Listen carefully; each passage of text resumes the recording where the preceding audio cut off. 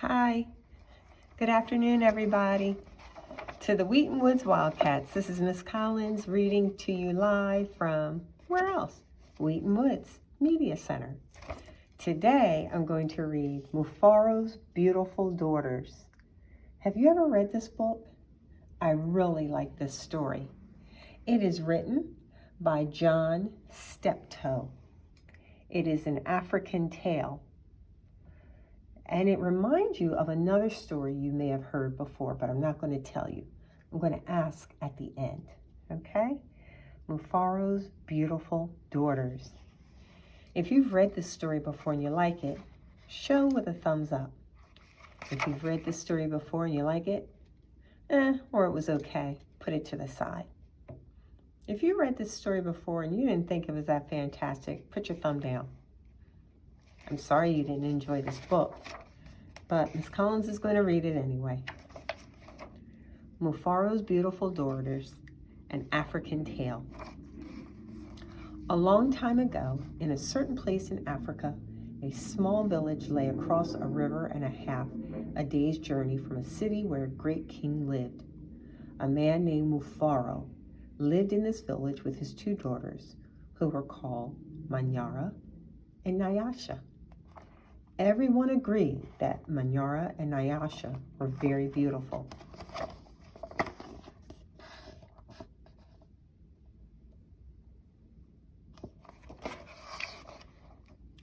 Manyara was almost always in a bad temper.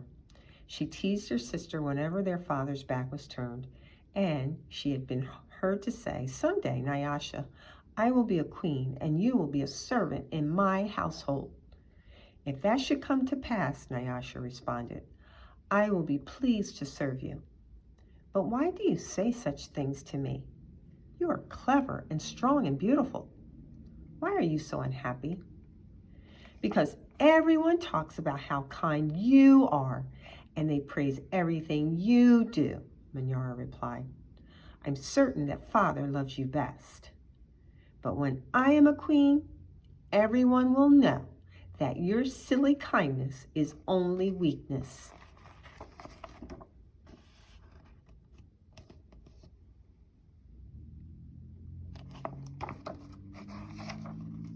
Nyasha was sad that Manyara felt this way, but she ignored her sister's words and went about her chores.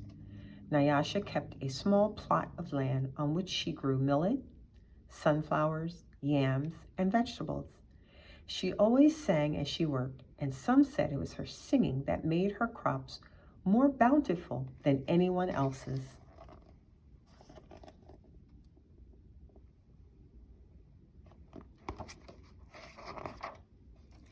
One day, Nyasha noticed a small garden snake resting beneath a yam vine. "Good day, little Nyoka," she called to him. "You are welcome here. You will keep away any creatures you might spoil my vegetables." She bent forward, gave the little snake a loving pat on the head, and then returned to her work. From that day on, Nyoka was always at Nyasha's side when she tended her garden. It was said that she sang all the more sweetly when he was there. Nyoka is the snake, Manyara is the mean sister, and Nyasha is the nice sister. Mufaro knew nothing of how Manyara treated Nyasha. Nyasha was too considerate of her father's feelings to complain, and Manyara was always careful to behave herself when Mufaro was around. Early one morning, a messenger from the city arrived. The great king wanted a wife. "The most worthy and beautiful daughters in the land are invited to appear before the king, and he will choose one to become a queen," the messenger proclaimed. Mufaro called Manyara and Nyasha to him. "It would be a great honor to have one of you chosen," he said. "Prepare yourselves to journey to the city. I will call together all our friends to make a wedding party. We will leave tomorrow when the sun rises." "But, my father," Manyara said sweetly, "it would be painful for either of us to leave you, even to be wife to the king. I know Nyasha would grieve to death if she were parted from you.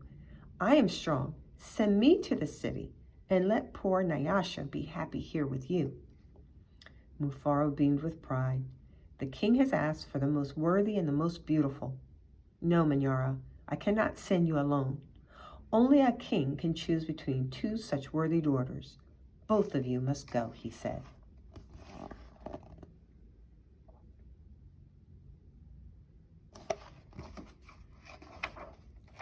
That night, when everyone was asleep, Manyara stole quietly out of the village. She had never been in the forest at night before, and she was frightened, but her greed to be the first to appear before the king drove her on. In her hurry, she almost stumbled over a small boy who suddenly appeared standing in the path. "Please," said the boy, "I am hungry. Will you give me something to eat?" "I have brought only enough for myself," Manyara replied. "But please," said the boy, "I'm so very hungry." "Out of my way, boy. Tomorrow I will become your queen. How dare you stand in my path?" she said.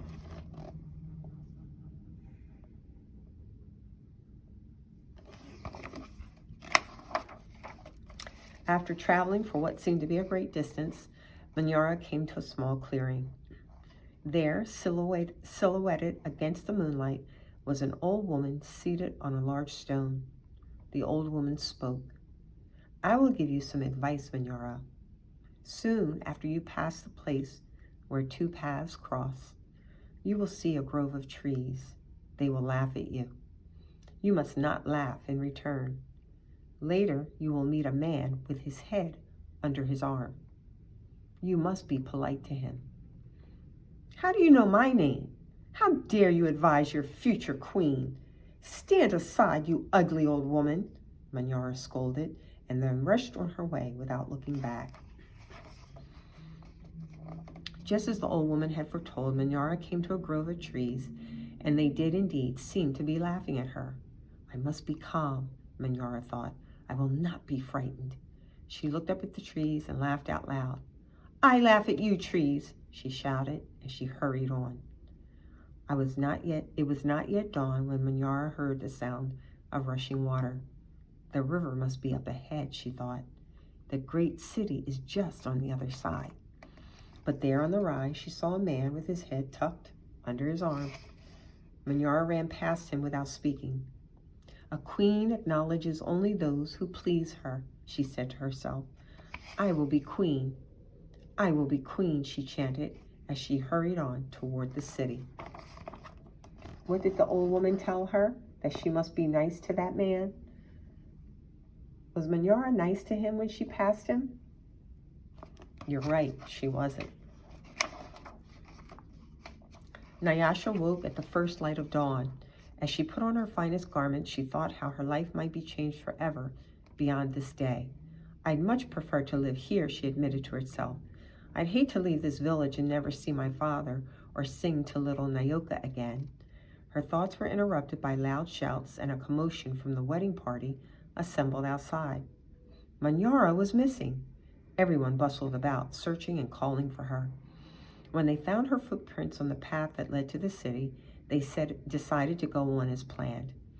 As the wedding party moved through the forest, brightly plumed birds darted about in the cool green shadows beneath the trees. Though anxious about her sister, Nyasha was soon filled with excitement about all there was to see on her journey. They were deep in the forest when she saw the small boy standing by the side of the path. "You must be hungry," she said, and handed him a yam she had bought for her lunch. The boy smiled and disappeared as quietly as he had come.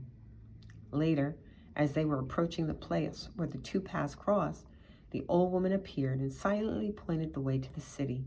Nyasha thanked her and gave her a small pouch filled with sunflower seeds. The sun was high in the sky when the party came to the grove of towering trees. Their uppermost branches seemed to bow down to Nyasha as she passed beneath them. At last, someone announced that they were near their destination.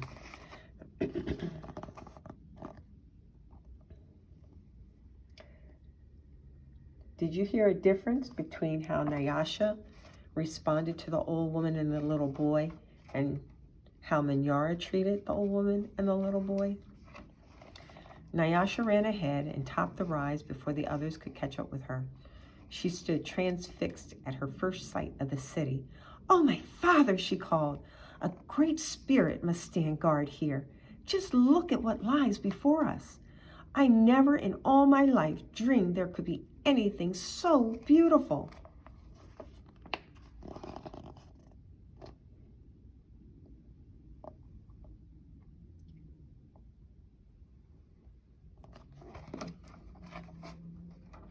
Arm in arm, Nyasha and her father descended the hill, crossed the river, and approached the city gate.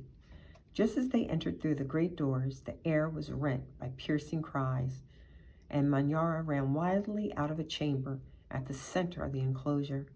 When she saw Nyasha, she fell upon her, sobbing. "Do not go to the king, my sister. Oh, please, father, do not let her go," she cried hysterically.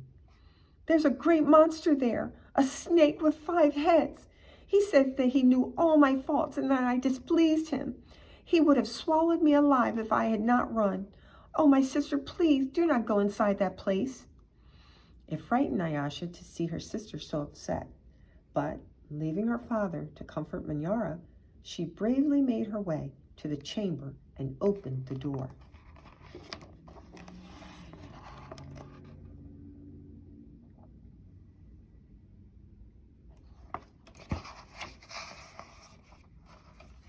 On the seat of the great chief's stool lay the little garden snake. Nyasha laughed with relief and joy. "My little friend," she exclaimed, "it's such a pleasure to see you, but why are you here?" "I am the king," Nyasha replied. And there, before Nyasha's eyes, the garden snake changed shape.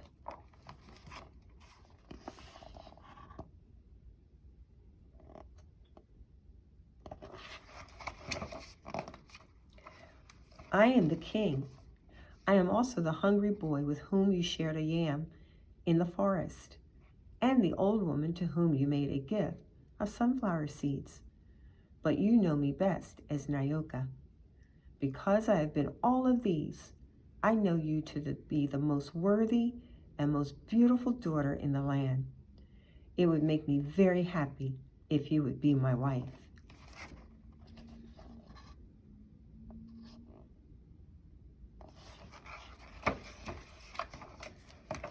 And so it was that, a long time ago, Nyasha agreed to be married. The king's mother and sisters took Nyasha to their house, and the wedding preparations began.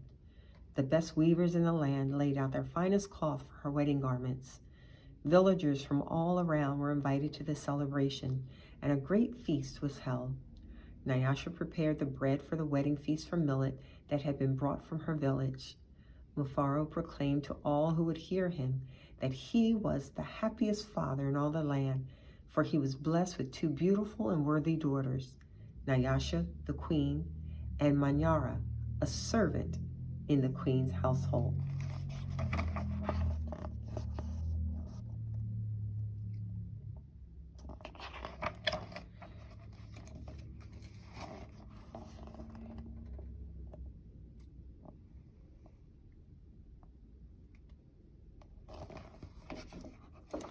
The end. Isn't it interesting how Manyara had a different end to the story? She told Nyasha that Nyasha would be the servant, but things changed. Why? Why do you think Manyara ended up being the servant? Does anyone have a good answer? Ah, you're right, because she was so mean. And the king saw that because he presented himself as the old lady and the young boy, and he remembered that.